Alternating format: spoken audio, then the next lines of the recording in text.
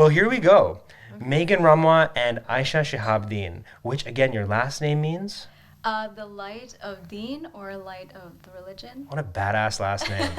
Aisha, you are our co-host today. You are the honorary second fiddle to this interview of Megan. And so I apologize, don't have a gift for you. But okay. my promise to you is we'll bring you back for another season and then we'll hook you up properly. But as you know, we start off every episode of Ideas into Action with a gift for our guests. But actually, this is the sort of gift that you can share with each other. So this gift for you in this nice little money bag, Megan, is all yours. And tell the listeners and the viewers what this gift is. Dior by Dior. Oh, the Autobiography. Dior. You made the same mistake as my boy Chex. So Chex actually also says Dior as well, but it's all good. Dior by Dior. So this is the autobiography of Christian Dior, and I hope you enjoy it. Oh my goodness. Now check this out. He said that don't buy much, but make sure what you buy is good. Don't buy much, but make sure what you buy is good. Now, at the time of writing, at the time that he said that, he was probably referring exclusively to quality. But I feel like if you're having a conversation about fashion and good in 2019 and beyond, you've got to talk about sustainability, you've got to talk about diversity, you've got to talk about community, which happen to be 3 pillars of Sonder. And that's where y'all come in. Yeah. First of all, what is Sonder?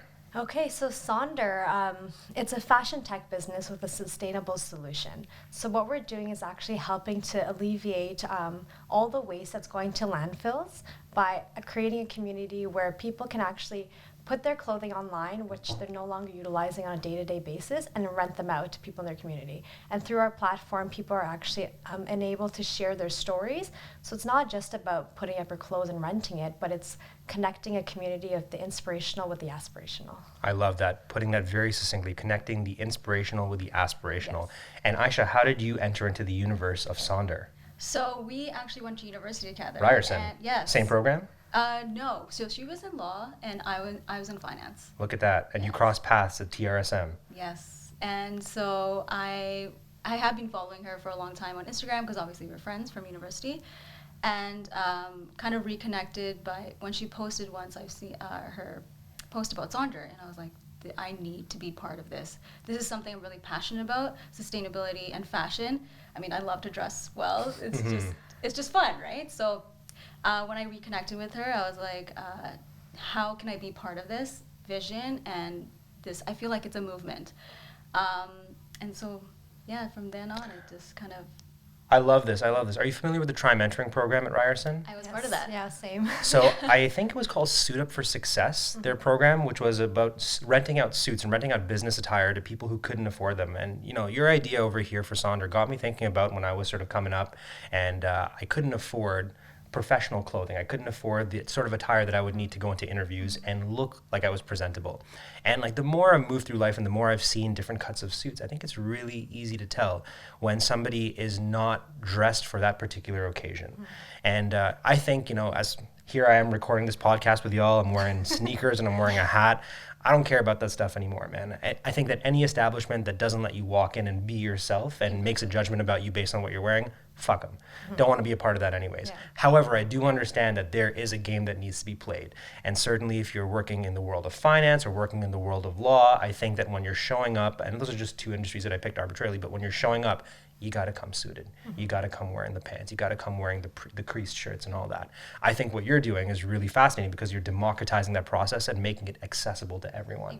But it's not just about professional attire too. You're also including other types of clothes. Am I understanding that correctly? Yeah, that's correct. So first it actually started with professional attire because just like on your story, it came from my personal experience of like going to conferences at Ryerson and saying, I need an outfit for a one-time event, but I don't have the money or resources to keep spending it. Of course. Just like as women, we don't want to wear the same thing twice with the same group of people.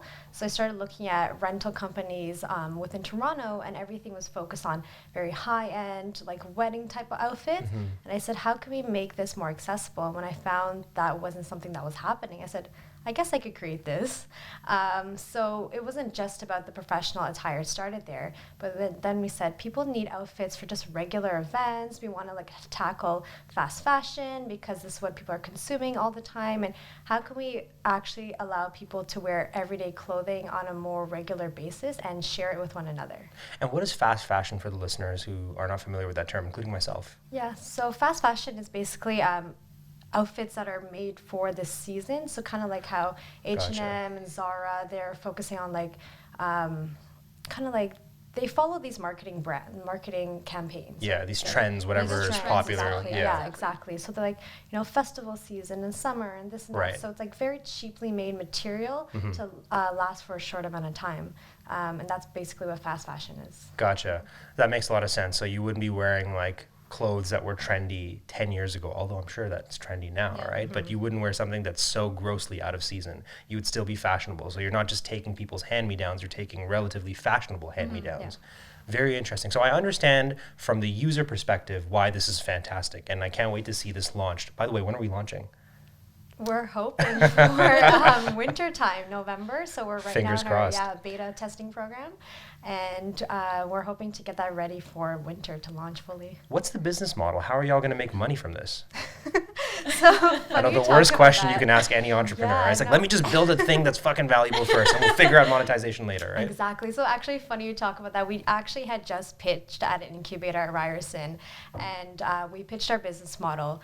Because we were just like up and coming, they kind of focused on, big financial projections, and we weren't ready at that point. And we said, yes, of course we want to like make all this money and be sustainable, but we need to figure it out slowly.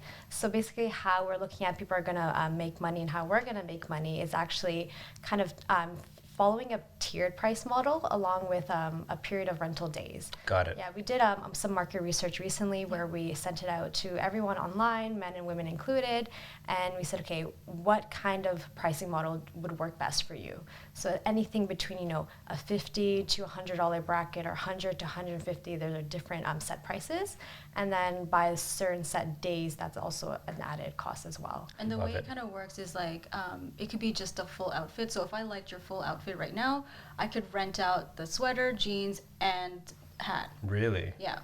And so when you rent it out, you're borrowing it for one period or for however long you need it. 1, 3, 5, and 7 days. And then the rental assumes that it's going to come back to me afterwards. Yes.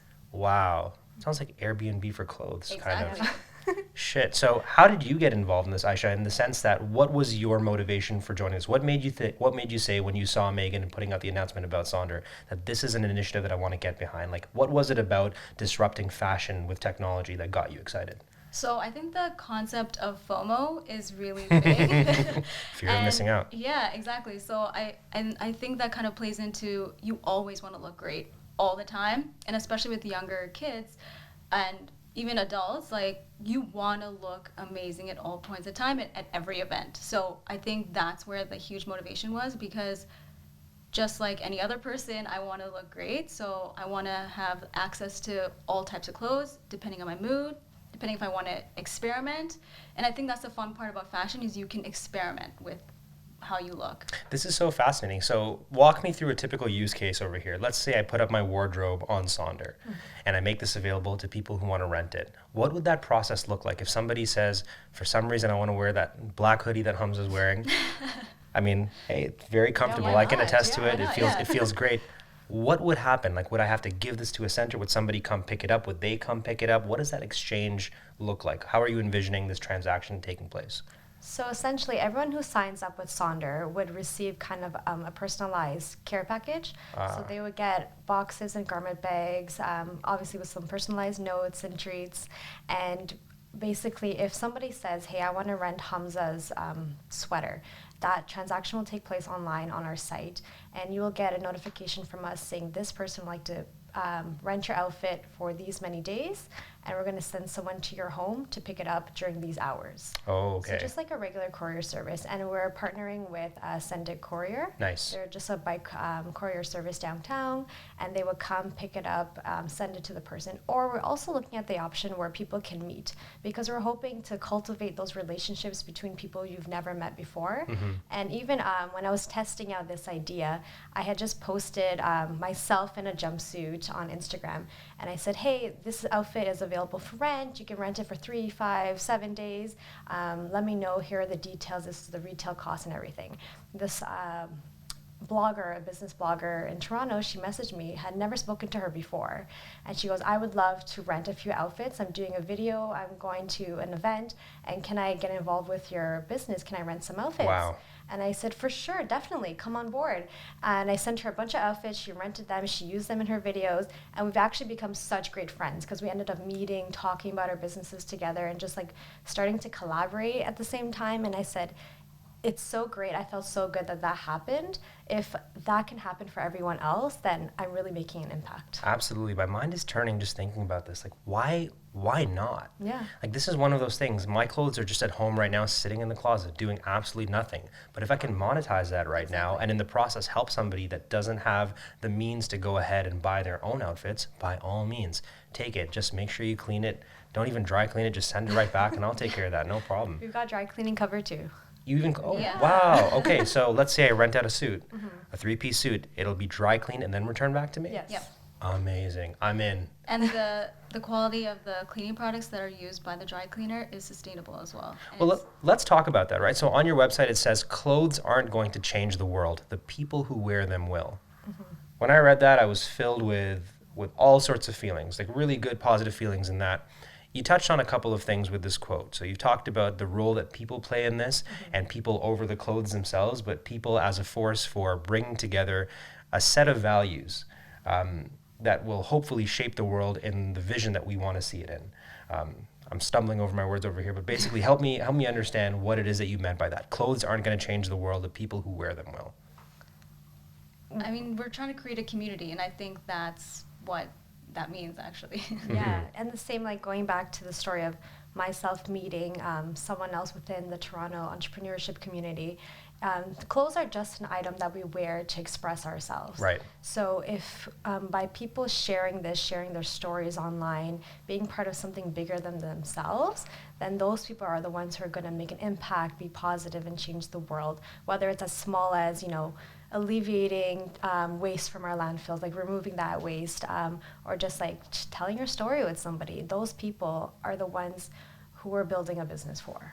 I love it. So Megan, help us understand how this idea clicked in terms of your career trajectory. So you graduated from Ryerson, their law and business program, and then you dipped your toes and you went full into the wild world of marketing and Yes. communications for the legal industry. Yeah. And you worked for a top law firm. And I imagine you were working wild hours and it was all consuming. And, how did you manage to create enough capacity for yourself to work on this while balancing this full time? Right. So honestly, the first year it was super tough because I had this idea as I was graduating school. And even when I graduated, I didn't have a job lined up. And I said, that's fine. Like, I'm just going to work on my business, do my thing, see what happens. And the world is my oyster kind of situation. I luckily came across this opportunity at the law firm. And I said, oh, it's kind of a perfect balance to figure out if I want to go to law school, but I get to also exercise my skills in marketing and grow that a little bit. So the first year when I started, that was like right when I graduated. So I started in August. And I actually didn't have any time to work on my business. It was very difficult. I was managing so many personalities. It wasn't what I expected it to be because I feel like in school they tell you the world is going to be great. You're like armed with so much knowledge and so much creativity, You're especially ready to at go. Ryerson. Yeah. They say like you're going to be at the top. Anybody can be a All CEO. the industry connections we've got. Yeah, you're set. Exactly. And then when you go in, you're like, oh, I'm at the bottom. I'm way at the bottom. And I'm also, when I started at the law firm, I was one of 3 millennials in our group. Oh boy. So it was very weird for a lot of people. And my manager, she was also very tough, like very smart woman, very great, but very tough.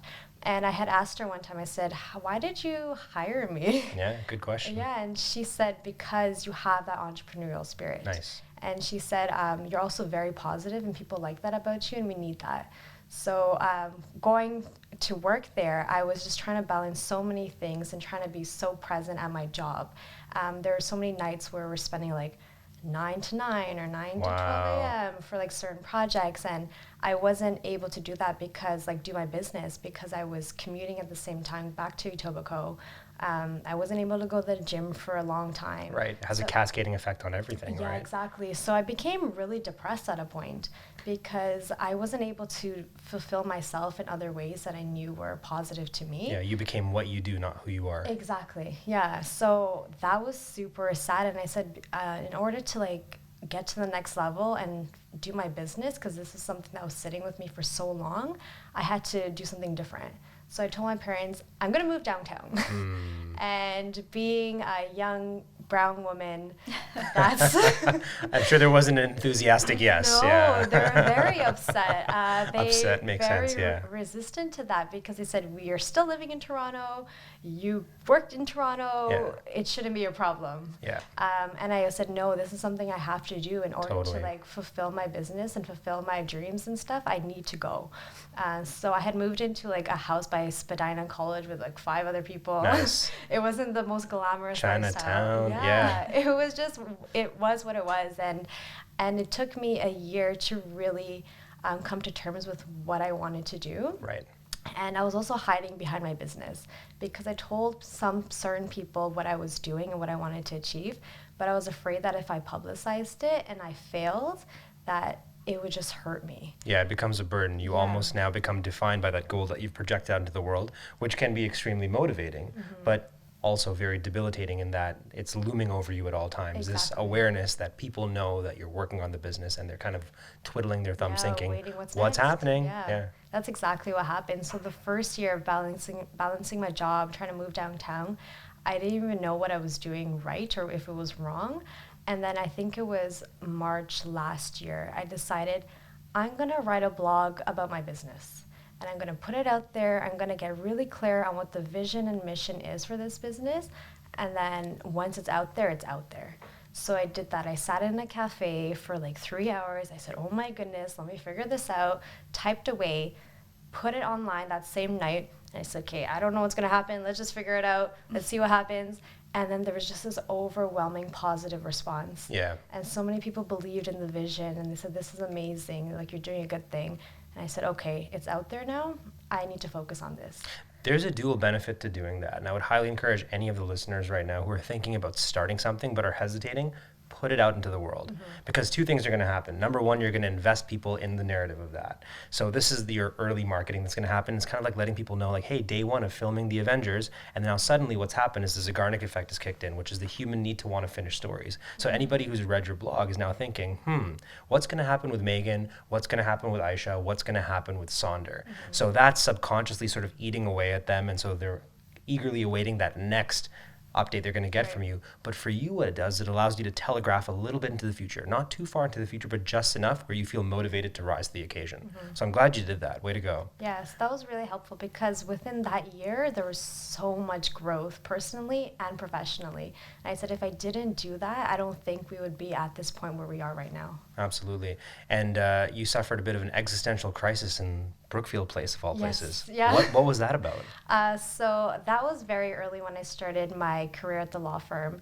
I was kind of battling with this idea of, kind of capitalism and socialism and trying to figure out where do I need to go? Because I still didn't... Where do I fit within these systems or these dual ideologies? Exactly, because I wasn't sure yet if I wanted to pursue law school, and I was in this firm where there were so many intelligent people, and I wanted to understand what drives them every day.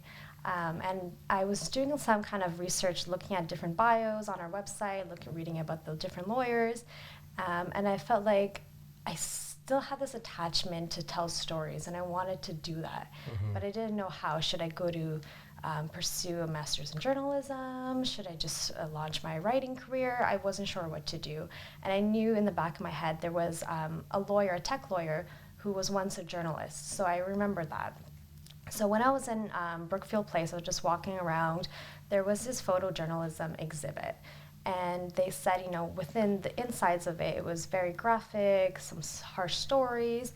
And I was like, okay, I'll just go ahead and read it. This was during my lunch hour. I read all the stories on the outside. Then I went inside and read the stories. And I was just like crying. Yeah, moving stuff. Yeah. Yeah, it was very, very moving. And I was just crying. And then What kind of stories were these, by the way? Just like people in third world countries. Okay. And even like within Canada, we're suffering, health or social, economic problems. And what a place to put those stories, right? Where while you're going down to get your boho flock half salad with chicken in there and quinoa. Exactly. Yeah. You fucking open up your mind to what the real world is like, because this is all bullshit, right? That's exactly how I felt, because I was standing there and reading these stories, and like tears were in my eyes, and I said, here I am standing in the middle of Brookfield Place where multi-millions of dollars are flowing through every single day. And almost unconsciously. Yeah, and people are walking by reading these stories saying, oh, that's cool, or that's sad. Yeah, just dismissing that. Yeah, I guess I'll donate. Yeah, and not really doing anything to actually impact people who are suffering. And I said, oh, right, like maybe I need to go become a journalist. I don't know, I need to do something. Yeah, you felt like maybe you had made the wrong decision. Yeah, I felt very compelled, like I needed to pivot. And I was just so emotionally charged from this that I went back and I went to that lawyer who was once a journalist, and I said, can I talk to you? I'm new here. I read your bio. I just came from Brookfield Place, and I just saw all these things. I just want to get your perspective. She's like, yeah, for sure. And I said, you were once a journalist. Like, I'm thinking maybe this is a path I should take. What's your advice? Why did you become a tech lawyer? And she was so abrupt with her answers. She said, I became a journalist because I was good at writing. That was it. And then she said, I wouldn't even advise you to do it because there's no money in it. Like, if that's something you're thinking about, think about doing something else. There's no money. There's no money in it. And she's like, I'm a lawyer now. I make a lot of money and I'm happy. And it was so plain. I don't know how I feel about that. That's a really weird thing to hear, right? Yeah. I have money, therefore I'm happy. I don't know if she was being honest with herself. Yeah, I don't know, but I just felt so discouraged because, once again, when you graduate from school, you're filled with so much energy. And then for someone to say, no, actually, your passion is not what's going to make you happy. You need to do something that's more financially stable. Become a lawyer. I don't know if financially stable, but more like fits with the mold of what is correct. There is something to be said about financial stability, though, and I've been wrestling with this idea for quite some time. I'm curious to hear your thoughts on it, right? I think that in order to succeed in North America, you have to live with cognitive dissonance. You have to, on the one hand, believe that in order to succeed in the modern capitalist economy, you have to play the game. You have to make money. You have to make a certain baseline that can afford you the lifestyle that you want. In order to do that, you're going to have to warp what's natural. You're going to have to show up to networking events. You're going to have to optimize your time, energy, attention. You're going to have to really become productive in the sense that you can generate value that the market values, right? So you have to be economically productive. You have to be able to generate money. So you have to believe that on the one hand, but you also have to simultaneously believe that you're enough. That without that money, you can still be a normal, functioning, happy, healthy human being. And it's interesting, even though the listeners are listening to this several weeks later, we're recording this episode on Mother's Day. And I think Mother's Day is so interesting because this is the capitalist economy telling us that for one day out of 365, remember that your mom's important. Yeah.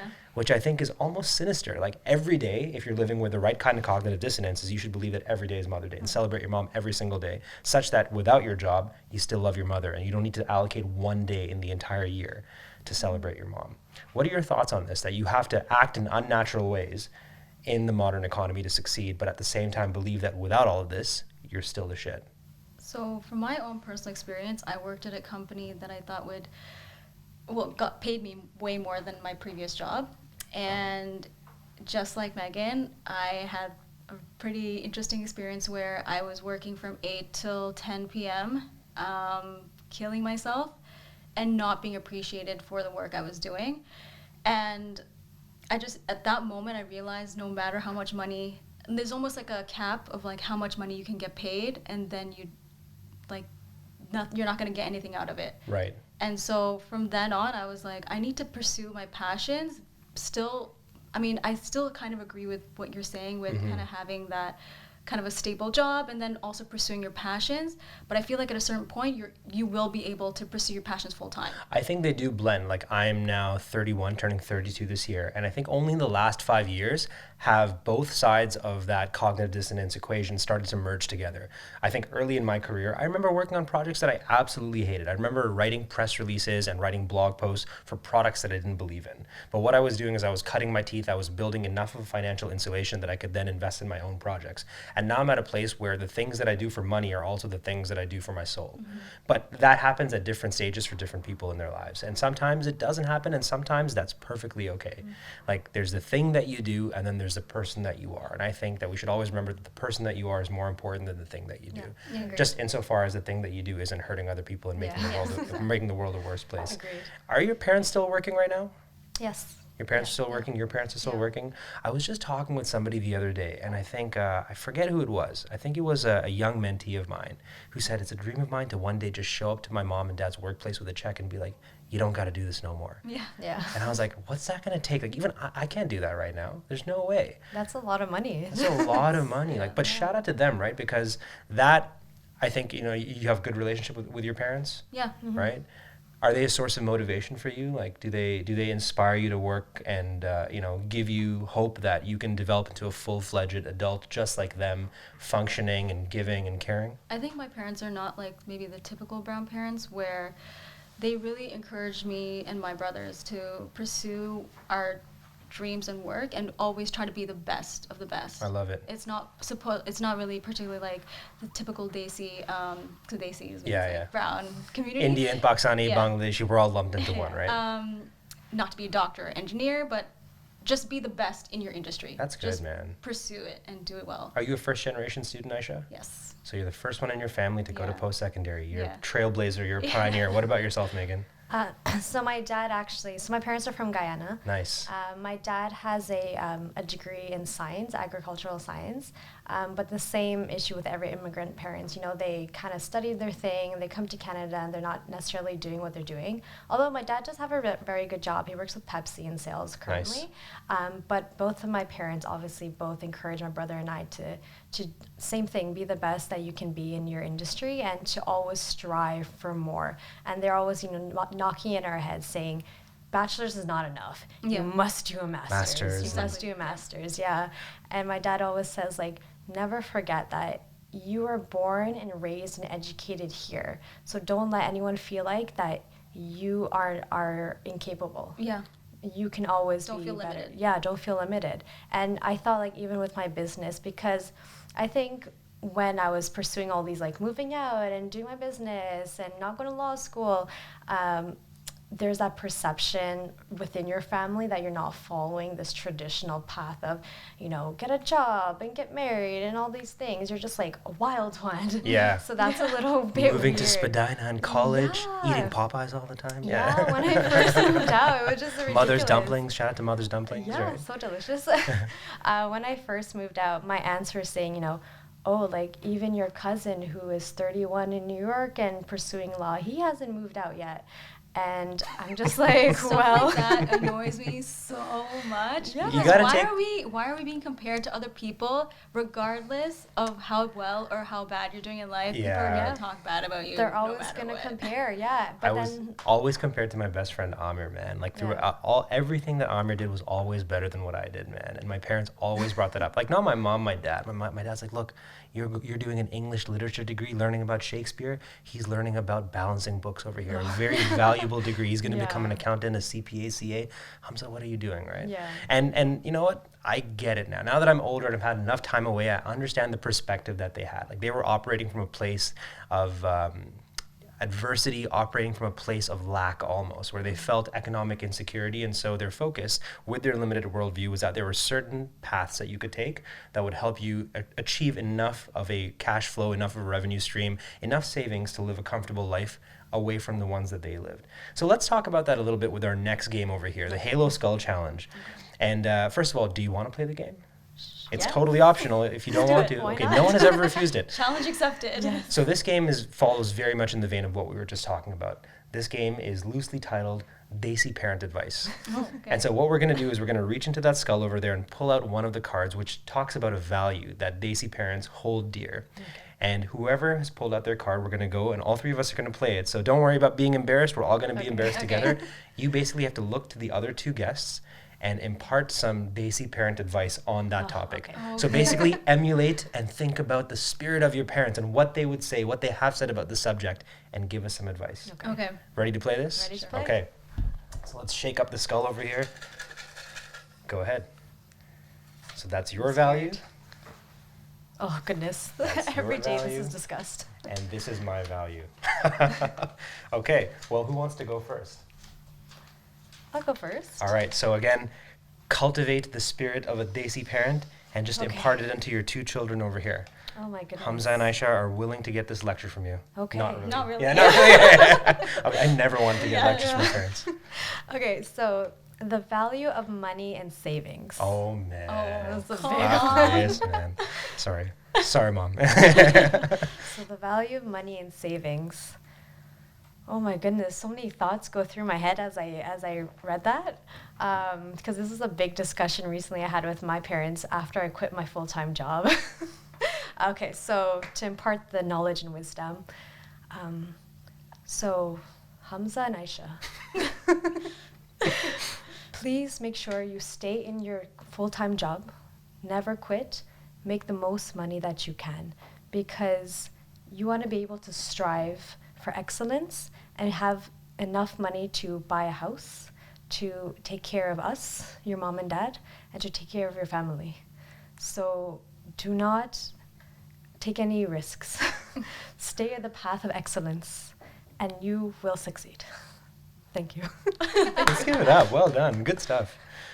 Aisha, do you want to go or should I do this? I kind of don't fully understand mine. It says the Oh, really? value of ownership. Oh, do you want to trade then? Okay, sure. The value of culture. The value of culture.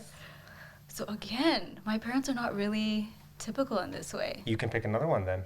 Oh, do you want the typical brown Desi Yeah, you know advice? what? Give it to us. Okay. You know what? I'll pick it up. Yeah, go for it. It's all good. Maybe while you pick this out and think about it, I can go Okay. with mine. So, Megan, Aisha, the value of ownership. In North America, in this part of the world, there's only 3 ways to make money. There's only 3 ways to achieve financial freedom. Number 1, own real estate, which I hope that you will do. I hope that, Megan, you will stop renting. I hope that you will stop giving these zamindars and these landlords money, and instead you buy the property, you live with us for a few years, and then you lease that so that they can pay off the mortgage. Yes, So just thank think you. about this. The option is available. Come back home, live with us, even though you've experienced a taste of freedom in downtown Toronto. Number 2, own your own business, so own your revenue stream so that you're not depending on somebody else for their money so that nobody can fire you. And number 3, win the lottery. Oh, yes. And when I say win the lottery, I've heard that almost every day. oh my goodness. And number 3 is bullshit because it's not going to happen. I You're know. not going to win the lottery, except if you come from a family of means. But even then, let me tell you, Megan and Aisha, if you receive an inheritance, there's a good chance that you're going to squander that wealth. There's a book that I read called The Millionaire Next Door, which studied generational wealth, how money passes from generation to generation. And across, I think, maybe thousands of interviews that they did, thousands of studies, they found that the first generation, they create the wealth, the second generation manages the wealth, and the trust fund babies, they squander Spend it. it. They spend it. So consider it a blessing that I have no money to give to you and that you will build it for yourselves. But make sure that as you're working, as you're learning these skills, that you're also investing in your own business, you're investing in your own real estate so that you can achieve true financial freedom. And what that is, it's having everything that you want and the time to enjoy it when you can buy years of your life back. And I know that sounds strange. I know that sounds like you're indentured right now, but think about it. There's people right now who own the businesses that we're working at, who are in Muskoka, who are hanging out, who are collecting money off their various ATMs, aka their properties and their portfolios and whatnot. Why shouldn't we have the same thing too? Our community can do that. The value of ownership. I feel like I just got a lecture. Right? Sorry. I basically regurgitated the same shit that my dad told me growing Oh up. my So, goodness, so much wisdom.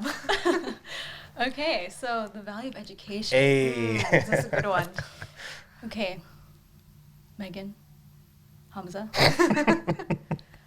you must go to university, finish, and it What about only college? must be university, not college. Really? No college. Damn, man. I think you're wrong here, Aisha. Oh, sorry, Mom. I'm just gonna say. No Don't college, sleep on college, only man. University. Only university. But my program's in college, And though. you have to be having a 4.0 average. Oh, dear. Oh, Nothing my more. goodness. I mean, actually more. A plus. Five. Only A plus. Just makes a new category. Only A plus. And you have to graduate, and then you have to start your master's or do a professional degree. No other option. And work at the best law firm, or become a doctor, or become the best accountant, and then make lots of money, and then buy a nice house so that we can live in that house. And you can have grandchildren for us. And that's it. The value of education. It all leads to having babies and Having a nice getting house. married.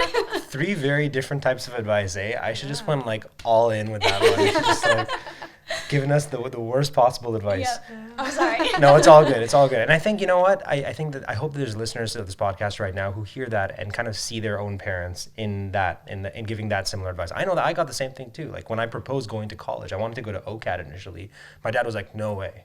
There's no way you're going to college. You have to go to university, which in hindsight, I wish I went to college. I wish, because I think the type of professional that I am, a practitioner, somebody who's very hands-on, who needs an experiential learning environment, I would have benefited tremendously from going to Seneca, Sheridan, George Brown.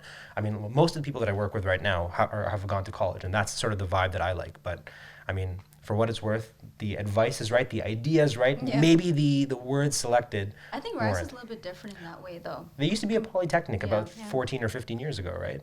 Yeah, So that was a it's college. very one-on-one in terms of your classes and the way you interact with other people Absolutely. compared to other universities. Like, I know so many people who have dropped out from bigger universities that came to Ryerson, they're like, oh, I can actually have fun. Yeah. And I can Like get connect to with know people. people. Yeah. And it's not just cutthroat where you just only study. Yeah. And I think that's different about Ryerson. Honestly, I'm really proud to go to Ryerson. Yeah, so. there's a Ryerson connection in this room right now. So even Kwaku is a Ryerson student right Awesome. now. Cool. By the way, that's your VP of Education. I'm just saying, you know, you're sitting in the presence of royalty right now. So pay tribute, bend the knee, right? Let's bring this back to the performance point segment of the podcast. So very well done. I'm very proud of both of you for that Halo Skull segment. Amazing. This next segment really deconstructs how it is that you manage your time, your energy, your attention. We talk about how you optimize that, because I know there's listeners who come to this podcast just for this section. They skip everything and they come right here. And I celebrate that because they want to get the goods. They want to learn how it is that they can change their habits, they can change their daily routines. So let's go into as much detail as possible about your time, your energy, and your attention. So we'll focus the questions mainly on you, Megan, but then both Aisha and I will jump in from time to time. So let's start with this, Megan. On the note of time, what are the biggest time sucks in your life? What are the things that are draining your time right now? And how are you seeking to minimize them? The biggest time sucks. Interesting. Game of Thrones, obviously, right? Yeah. Well, TV, not so much actually. I don't spend too much time watching TV actually. But I'd say like the biggest time sucks, which is actually, it's a good and a bad. I spend a lot of time cooking. And it's a big time suck, and it's a big like dedication to like my weekends, because I said I should be working, but I also need to feed myself and be healthy and happy. So I think like I know there are so many options now of like, you know, grocery gateway and this and that, but I just love actually going to the grocery store, preparing my own meals. So it's a big time suck, but I think it's also beneficial to my life. Another time suck I'd say would be I don't know, social media a little bit. Definitely. I think that's been a common theme of this podcast. Let's talk about cooking though for a second, right? So you view that as a time suck. Are there any things that you do to turn that downtime into uptime? Like, do you listen to podcasts or music? Are you watching something while you're cooking? Or does cooking in some ways like get you to find your grounding? Is it almost meditative, and is it almost calming? I'd say meditative, because I'm either listening to a podcast. Okay. Or I'm blasting some Latin music and dancing and having a party in the kitchen.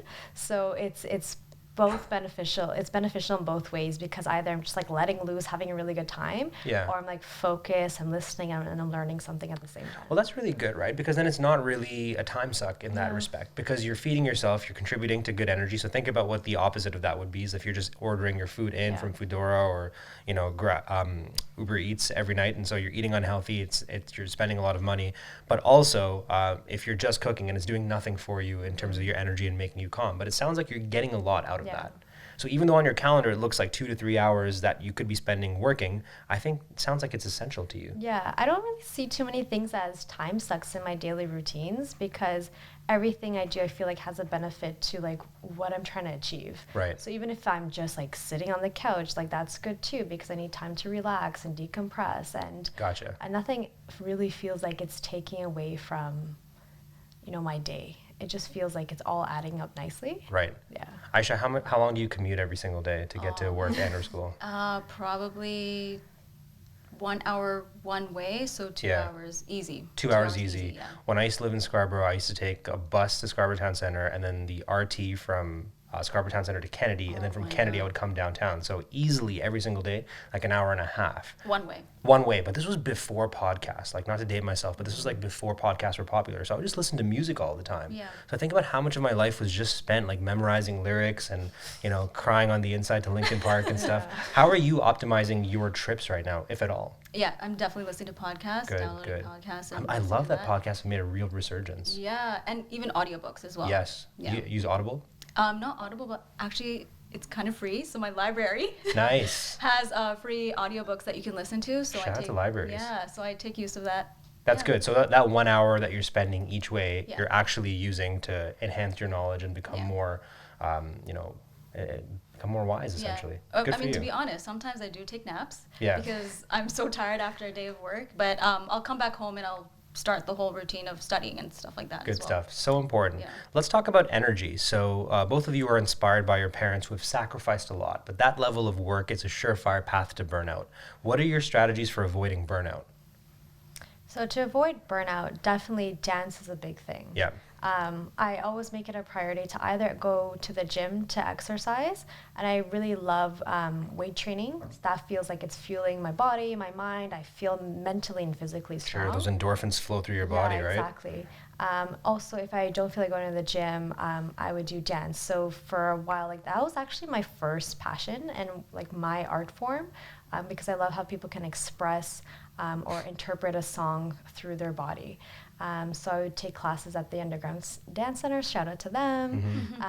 Or actually prior to that, I went back and said I need to start from the basics, and I started taking ballet at the Living Arts Center and then ballet at the National Ballet School. Wow. Yes. The one on Lakeshore, yeah? On Lakeshore, no, it's kind of near a church area. Right, I know, I'm thinking about something else. Yeah, the actual like National Ballet School. Okay, right yeah. on. That's crazy. I didn't know that. Yeah. So, and that was actually like, how people love to do yoga to avoid like stress? That was my version of yoga. Good for you. Yeah.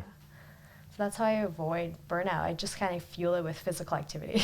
Yeah, same here. I mean, I feel like if I don't work out during the day, the entire day, I move through the day with much more negativity. I'm much more, I wouldn't say confrontational, but I'm less giving, I'm less happy, I'm less willing to engage in conversations like this. And so I feel like in order for me to not burn out, I have to do the same thing too. Yeah. Like it requires physical expression. What about yourself, Aisha? So I'm kind of the opposite. I actually like to take downtime, spend time with family. And for me, just because sometimes I battle with negative thoughts, I always like to read positive affirmations. So I have like a list of positive affirmations that I'll read in the morning and at night to help me kind of get through that as well. Absolutely. But It's so definitely spending important. time with Positive family. self-talk. You Yeah. sometimes have to talk yourself into being in a good mood. Exactly. Let's focus on the last section over here, which is attention. So both of you have had your fair share of failures in life. First of all, how long do you dwell on a failure? I'd say like a failure will always dwell in the back of your mind. It'll always me, linger there. yeah, But like is it weeks, months, hours? How long do you fixate on them? Nowadays, not too long. I feel like I look at, what can I learn from this experience? Yeah. So I say, okay, that sucks. This happened. But okay, what's the learning here? What can I take away from that situation? So maybe just like an hour. I like that a lot. I was hanging out with a friend of mine. We were watching the game, Philly versus Toronto, the game 6 over there.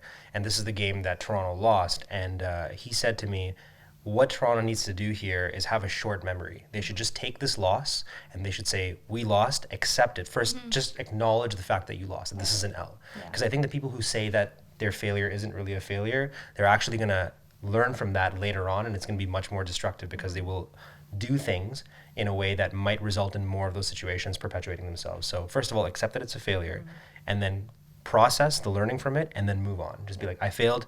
Okay, I'm going to learn from this. what are we going to do next? Yeah. And I think I'm the opposite. I think I like to just sit in the shit for a little while and I just absorb the failure, let myself truly feel it, let myself experience the heartache, the embarrassment, the guilt. And it'll take me sometimes weeks to get over it. But when I do, like, it's fully been processed. What about yourself, Aisha? I'm kind of a mix of both, actually. Yeah. Kind of dwell Short in it for a memory and second. then, But I think, like, kind of seeing exactly what Megan said is seeing what can I learn from this, and then I feel that's even more of a motivation to just be like, to kind of beat my previous self. So always just kind of move up in that way. Do you ever bring your failure into the present? So let's say you're going to do something really important. Let's say you're about to write a test, you're about to present in front of your colleagues, you're about to speak in front of a panel of judges for a case competition. Do you ever think about your failures in that moment and say to yourself, if I don't do a good job, that's going to happen? No, never. because that's going to take away from the experience. Yeah, you're right, then kind of put you in a different spot, because then at that point you can't, like, I'll think prior to preparing for that, I'm like, because this previously happened, I'm going to do these steps in order to not make it happen. But then when I'm in the moment, I'm like, you know what, whatever happens, I've done what I need to do. And I think that was our kind of approach when we were doing our pitch. We prepared as much as we could, and so whatever happened. Yeah, you can't really tell yourself in the green room, like, we have to do a good job, otherwise this is going to happen. Like, no. I think you can't dwell on the consequences of failure right before you're about to do something really important that requires you to be on your A+ game. Exactly. I know that as a speaker, like, sometimes when I've done my worst talks, it's usually I've talked myself out of doing a good talk right before, because I'm thinking, oh my God, it's going to be such a big audience over here. They're all, like, high-powered executives, and the last time I did this, I said this and I stumbled on that, and then they're like, and coming up to the stage, Hamza Khan. And I'm like, oh fuck, I'm in a really negative mind state, and I just stumble, and my energy is low. And so I like that. You shouldn't focus on your failures in the moment. What about yourself, Megan? Do you dwell on your failures right before you're about to do something really critical? No, I feel like I'm a big proponent of, like, the power of your thoughts and manifesting abundance into your life. Thoughts become things. Yeah, exactly. So if you're thinking negatively, that's what you're going to receive.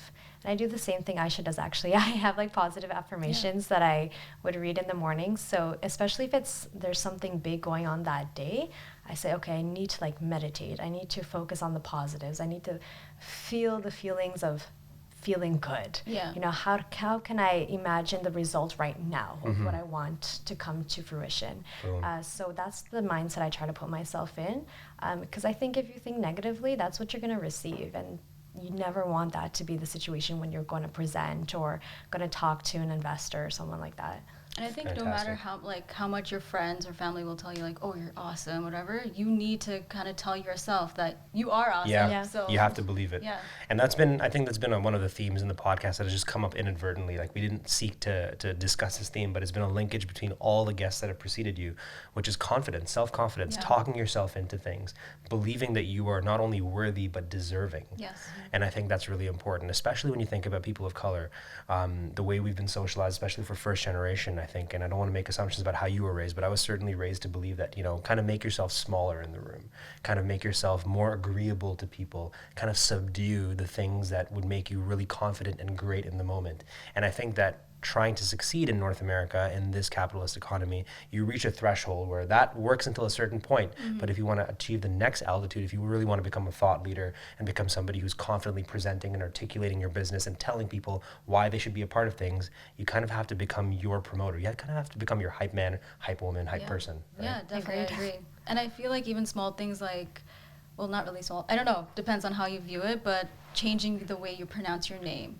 I feel like you should authentically, especially now in the Canadian culture, I almost feel like there's no excuse to not say someone's name correctly, just because we're at a point where... Yeah, figure it out. The onus is on you, person right. who can't pronounce my name, to learn how to pronounce my name. I've learned how to pronounce David, just learn how to pronounce Hamza. I think it's just changing that mentality. I think so too. This brings us to the rapid fire round. Okay. You ready for this? Yeah. Just 10 questions. There's going to be 2 that are primarily directed to you, Megan. Okay. And then feel free to jump in if you like for these ones. But I'll oscillate between the 2 of you and we'll ask you the same questions. Okay. And I might even switch up the order, because I know that if I'm asking you the questions, then Aisha has a moment, like 2 seconds longer to think about it, right? And so the trick with this is you have to answer with the first thing that comes to mind. Okay, I'm scared, but I'm Ready ready. to It's rock? like one-word answers? Or? One-word answers. You can even give me a sentence if you want. Just don't do what Jonathan Andrews did.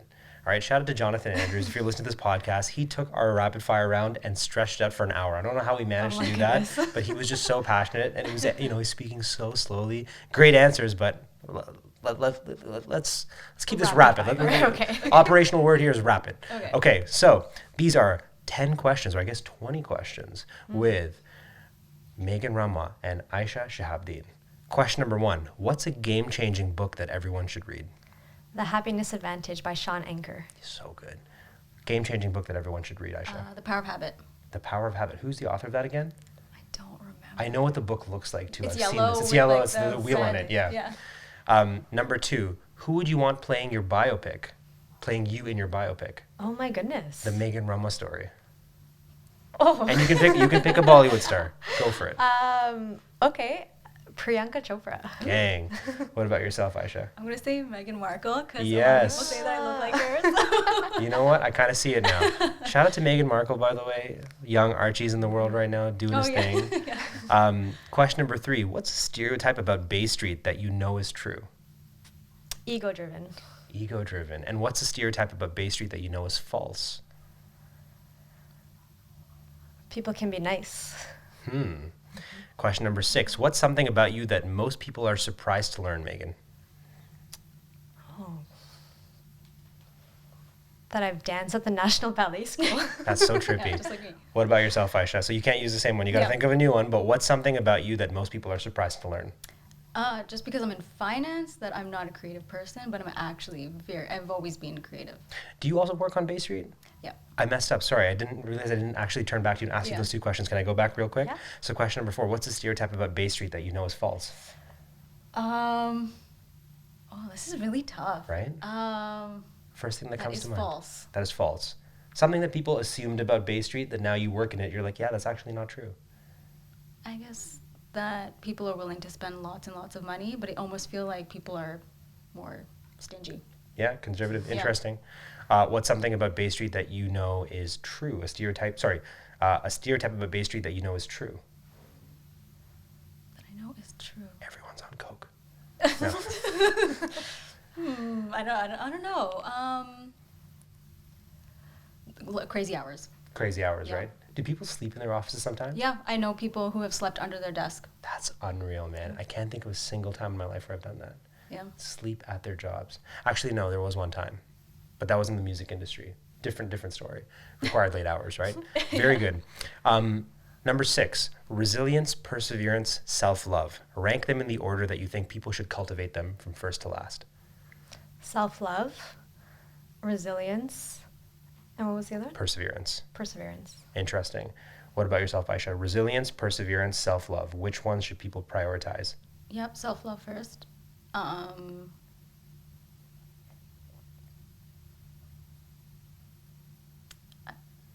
So it's interesting, like resilience and perseverance. I Yeah. would define them as resilience is the ability to adapt to stress, and perseverance, I would say, is the ability to persist through stress. Perseverance and then resilience. Perseverance, and then it's like first Yeah. build your foundation and then your Yeah. ability to withstand it. Interesting. Number 7, who is someone you admire in the world of fashion? In the world of fashion, right now, I'd say Shay Mitchell on Instagram. Shout out to Shay Mitchell. Aisha, what about yourself? We were actually talking about this on our way here. I completely forgot her name, but she was on Dragsden and actually went to Ryerson. What? And her business was called Heels to Flats or something. I don't remember, but we actually saw her at the fashion conference, so that's Right I guess on. sort of a stuff. Yeah, if we find her name out later, we can put that Yeah. in the show notes always. Who is someone you admire in the world of tech? Oh my gosh, there's so many people. Oh, Whitney Wolford from Bumble CEO. Bumble, yeah, Bumble CEO, right on. Interesting story. She used to work at Tinder. Yes, yeah, I think And then she they was like split. a co-founder there. Yeah, and then she quit, rightfully so. I hear that the culture at Tinder is Right, horrible. yeah, there's And not very Really? sexist, yeah. And like Very Sean sexist, Rad, yeah. who was the CEO over there, like he just somehow ducked out right before the Me Too movement caught on. But if that was happening right now, he would. I mean, I hope it happens to him. I way. hope it catches up with him. But fucking hell. Yeah, it was really bad. I think that the story of from what happened at Tinder actually inspired her to start Bumble and create that first move for women where they're in control and being empowered Yeah. to be bold. Because that wasn't the culture at Tinder at all. No, not at all. But also Tinder, just as we actually had a dating expert on the show. Lauren Marinick from Somebody Date Us, and we talked a lot about Tinder and the difference between Tinder and Bumble. And I mean, it's been a while since I've been on a date, but if I were to go back into the dating pool, Bumble would be the way to do it. I mean, just Bumble just seems like a superior technology in every which way possible. Yeah. Tinder, I'm like, why would you go on Tinder unless you, I think Tinder's the hookup app now, right? Yeah. That's what people are using it for primarily. What about yourself, Aisha? Who do you admire in the world of tech? In the world of tech, can I say I don't know? Right? That's fine. Yeah. That's perfectly fine. And somebody once gave me the advice that like you shouldn't really have people that you look up to or that you admire, because when you meet them, you're going to be disappointed. Yeah. And I've thought about that a lot and just been like, oh shit, like I meet a lot of people that have looked up to me. I wonder if they're disappointed after meeting me. I'm sorry if that's the case, but it is what it is. Number 9, if you could fix just one thing about our current education system, what would it be? Oh my goodness. I know, There's so many things. right? This can be a rapid fire question, but it is. I suppose to be more experiential, hands-on. Mm-hmm. Yeah. Aisha? So I come from a finance background, and I think that should be a huge focus because it's a life skill that everyone should know how to do, doing their taxes and budgeting, regardless of what industry you're going to be in or like walks of life, you will need to know how to handle your money, and I think that's really important. Love it. Our final question, thinking about both of the conversations that we've had, the conversations that I've had with both of you, that we've had with each other. We imparted some Desi parent advice to one another. You were sharing wisdom from your own life, but what is the best piece of advice that you have ever received? So let's start with you, Aisha. What's the best piece of advice that you have ever received? Whether from a friend, a mentor, a book, family member, whatever. I think kind of going back to what my parents would say, just be the best. Be the best you could be. Mm-hmm. Yeah. Achieve a level of hyper competence. Yeah. Very important. What about yourself, Megan? The same thing from my parents. Don't let anyone make you feel like you're less than, because you're just as important as they are. Look at that. 10-question rapid fire round with Aisha Shihabdeen and Megan Ramwa, and we just crushed this. We just burned through at least an hour on this podcast. Way to go. Wow. Time just flew, didn't it, eh? Very proud of both of you for I'm very happy that you're here and very proud of you for how well you rock these questions. I'm very, very impressed. This brings us to the last segment over here. What's going on? Where can people follow your adventures online? We'll start with you, Megan. So to follow our adventures as a business, you can follow us on Instagram at sonder.toronto. Sonder.toronto, and that's SONDER. Yes. Got it. And you can follow me at MoxieMeg, so MoxieMegz. Right on. And what about yourself, Aisha? You can follow me on Instagram, I guess, on Aisha_Shihabdeen or LinkedIn. And that's AISHA. AISHAH and underscore SHIHABDEEN. Gotcha. And what I'll do is I'll tag both of you in the show notes as well, so people can just click off from there. And what's happening next with Sonder? Give us the roadmap. How can people get involved? When can we expect it? And just get us excited about this. So the next steps is that we're actually currently in our beta testing program. So we're actually inviting people to join our early adopters, which are, those who are going to test out the service, going to check out the booking system. And we're going to run that for the next 3 to 5 months. So now is the best time to get involved. And you can find us on Instagram. Go to our website at sondertoronto.com. Shoot us an email, message us on Instagram, because we'd be happy to have people on board. We're also looking possibly to branch into men's clothing. Right now we're focused with women, but definitely if men are interested in getting involved with this initiative, we highly encourage everyone to join. Amazing. Well, that's it, friends. Thank you so much for tuning in. We'll see you all next week. Megan, Aisha, thank you so much for being here. This was an absolute honor. Thank you for having us. Friends, Thanks, Hamza. we're out.